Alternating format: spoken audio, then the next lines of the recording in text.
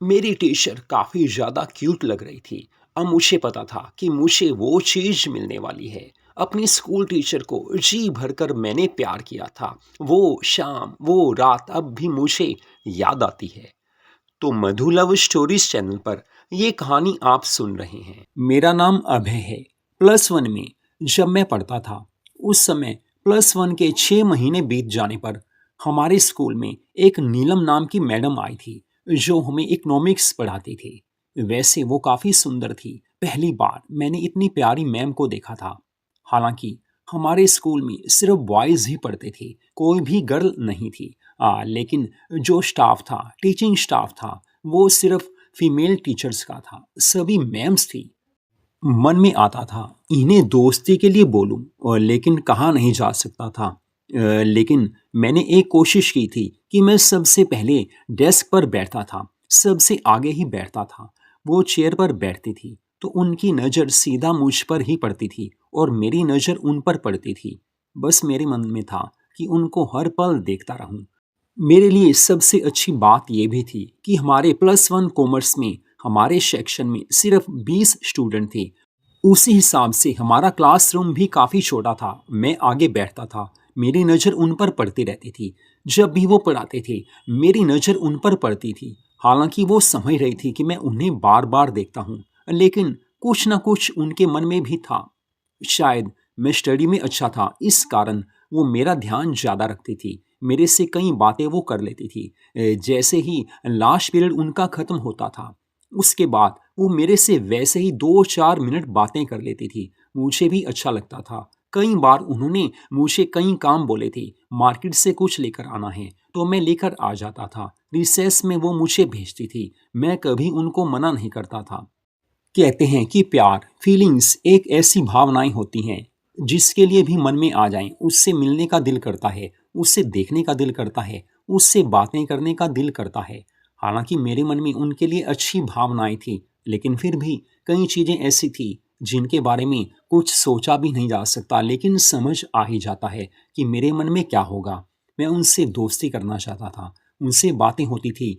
वैसे डेली वो अलग अलग ड्रेसेस डालकर आती थी। कभी वो जीन्स टॉप में आती थी, कभी वो नॉर्मल सूट में आती थी और कभी वो डिज़ाइनर ड्रेसेस में आती थी, क्योंकि हमारे स्कूल में कोई भी पाबंदी नहीं थी। लेकिन मंडे के दिन हर टीचर साड़ी में आती थी क्योंकि वो ड्रेस कोड था। लेकिन मैं उन्हें हर ड्रेस में देखकर ये सोचता था कि हर ड्रेस में कितनी प्यारी नज़र आती हैं।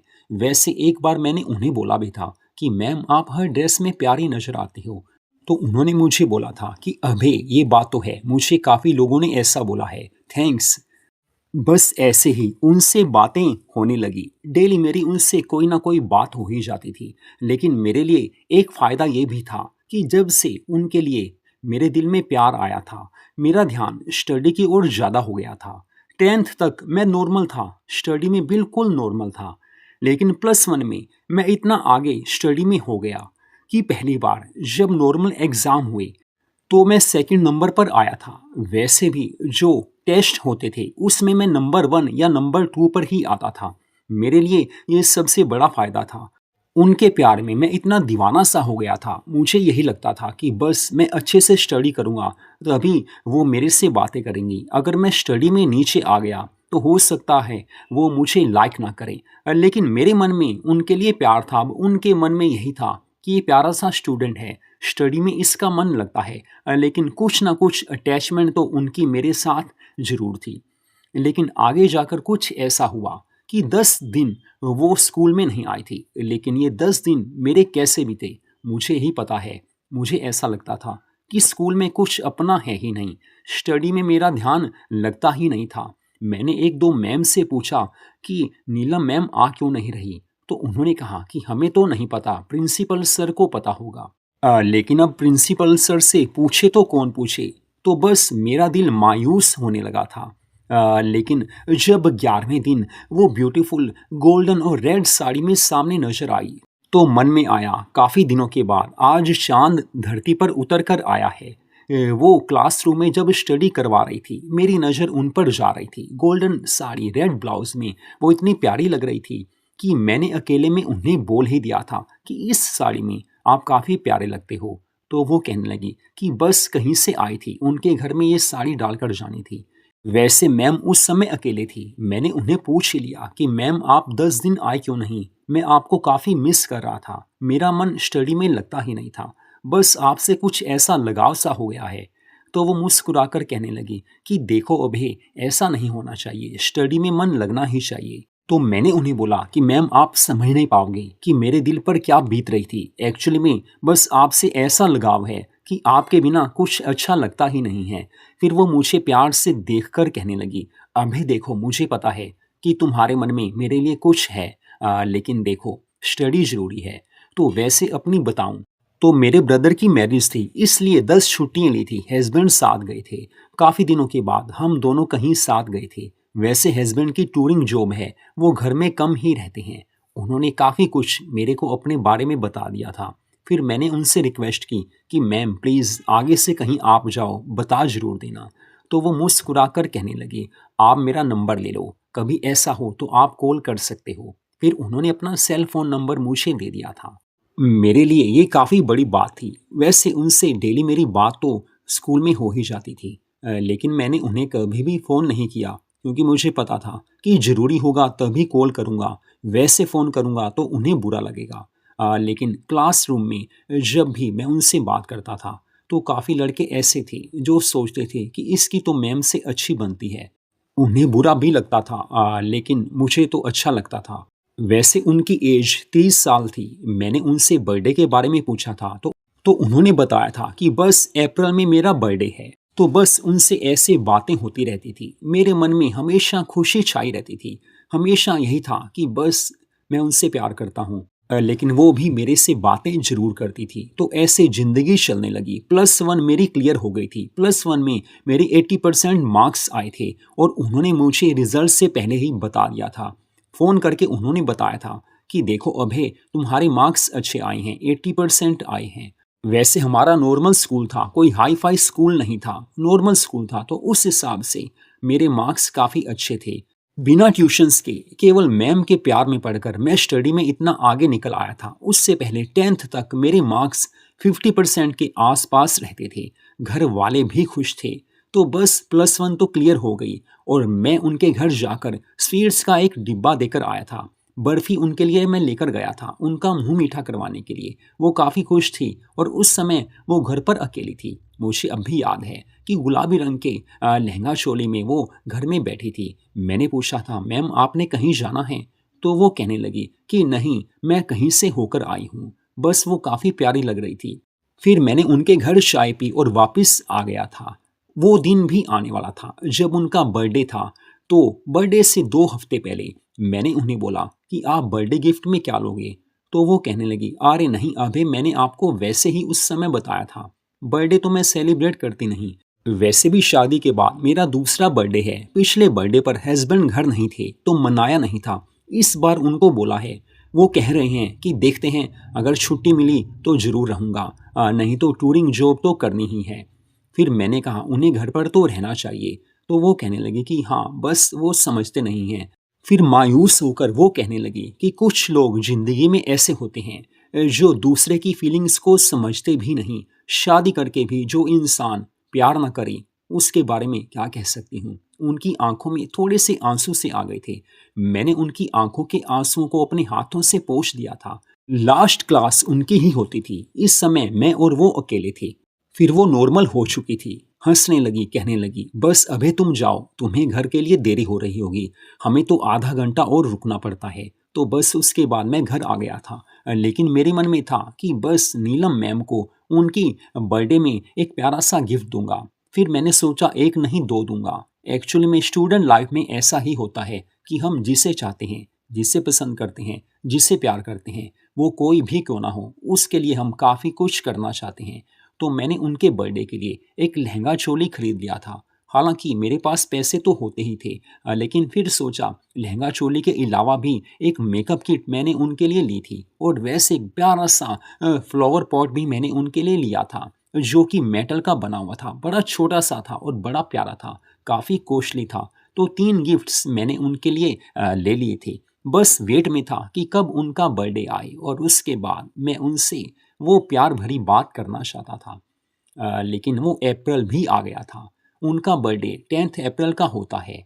लेकिन 7th अप्रैल को जब मैंने उन्हें देखा, वो खुश थी, लेकिन 8th अप्रैल को वो स्कूल में नहीं आई, 9th को भी वो स्कूल में नहीं आई। तो 9th को मैंने सोचा ऐसा तो नहीं कि कल भी वो स्कूल में ना आए। तो 9th अप्रैल को घर जाकर रात को मैंने उन्हें कॉल कर ली थी। उन्होंने फ़ोन उठाया, कहने लगी कि अभय कैसे हो? मैंने कहा मैं तो ठीक हूँ, लेकिन आप 2 दिनों से आ नहीं रहे, तो बस वही पूछना था कि कल तो आप आओगे? तो वो कहने लगी नहीं अभय, कल मैं नहीं आऊँगी। मैंने कहा ऐसा क्या हो गया?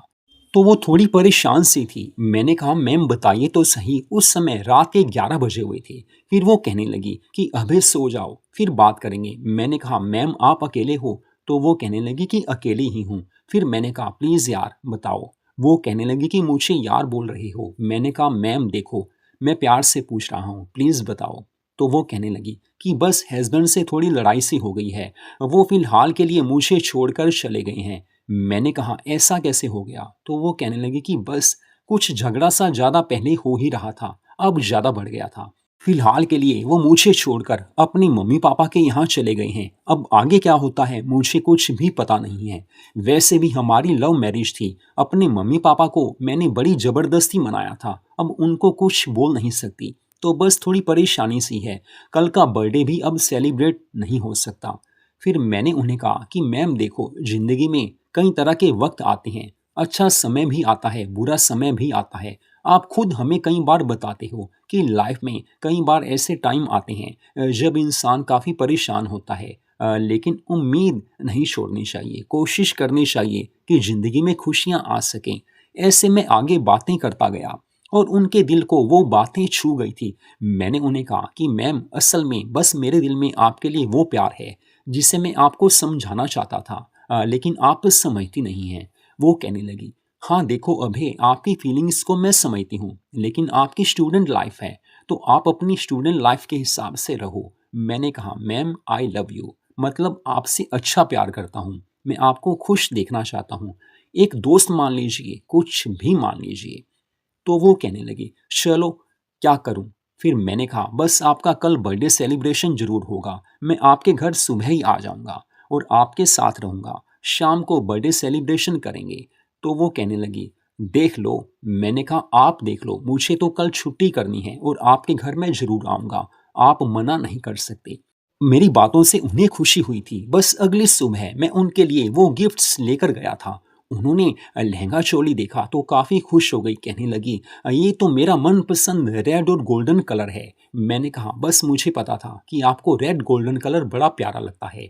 तो उसी समय अपने बेडरूम में जाकर वो लहंगा चोली डालकर आ गई थी। तो उसके बाद हम दोनों बैठे बातें करते रहे, काफ़ी कुछ खाया पिया। सारा दिन मैं उनके साथ था। शाम को मैं बर्थडे केक लेकर आया था।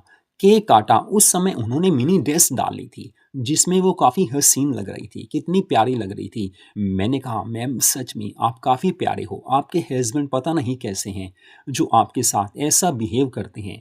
तो वो कहने लगी कि सब किस्मत की बातें हैं, चलो छोड़ो, लेकिन फिलहाल तुम यहाँ पर आए हो, थैंक्स। तुम्हारे दिल में मेरे लिए कितनी अच्छी फीलिंग्स हैं।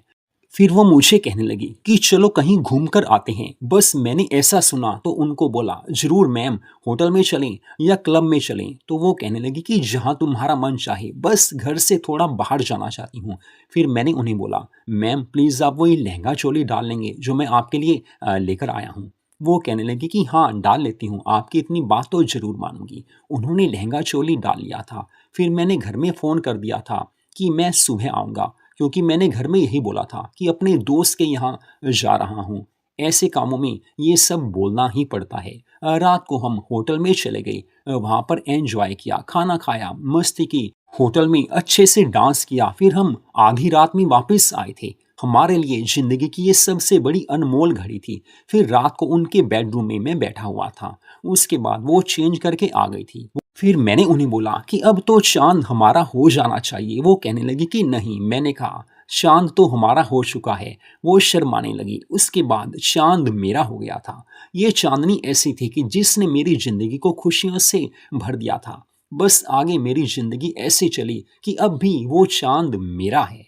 तो आज की इस कहानी को सुनने के लिए आप सबका दिल से धन्यवाद। ऐसी मस्ती भरी कहानियों को सुनने के लिए मधु लव स्टोरीज चैनल को सब्सक्राइब जरूर कीजिए।